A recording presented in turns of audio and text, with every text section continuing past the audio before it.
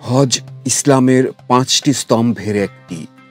প্রতি বছর লাখো মুসলমান এই পবিত্র ফরজ ইবাদতে অংশ নেন।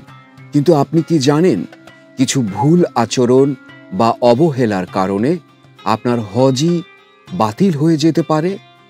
এই ভিডিওতে জেনে নিন কোন ভুলগুলো থেকে সাবধান থাকবেন। নিয়তের ভুল। হজ শুরু করার আগে নিয়ত বিশুদ্ধ না হলে হজই গ্রহণযোগ্য হবে না। শুধু ভ্রমণ বা সামাজিক কারণে গেলে তা আল্লাহর জন্য ইবাদত নয়। ইহরামের নিয়ম ভাঙ্গা। ইহরাম অবস্থায় চুল কাটা, নখ কাটা, সুগন্ধি ব্যবহার বা ঝগড়া, এই কাজগুলো হারাম। ইচ্ছাকৃতভাবে করলে হজের উপর ফিদিয়া বা কাফারা লাগতে পারে। কখনো কখনো হজ বাতিলও হয়। আরাফাতে উপস্থিত না থাকা।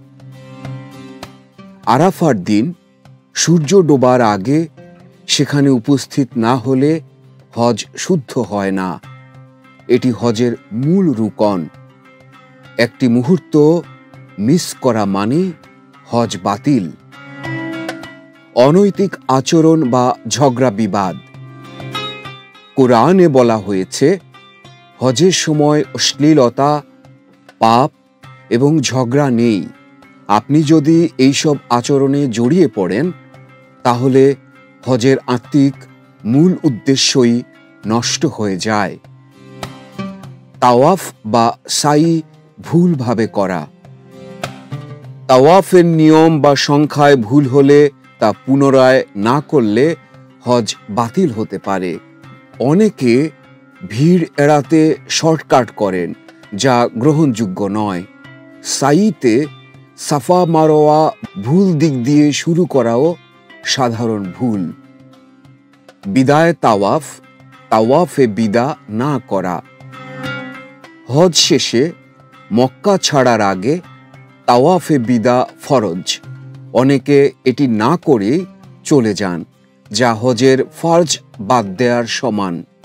স্মরণ রাখুন, হজে সবচেয়ে গুরুত্বপূর্ণ হল খালিস নিয়ত, নিয়ম মেনে চলা এবং ধৈর্য। হজ কেবল রীতি নয়, এটি আত্মার শুদ্ধি, আল্লাহর সঙ্গে চুক্তির পুনঃনিশ্চয়তা। আসুন হজের প্রতিটি ধাপে সচেতন হই। ভিডিওটি আপনার প্রিয়জনদের সাথে শেয়ার করুন। একটি সতর্কতা হয়তো কারো হজ বাঁচিয়ে দিতে পারে।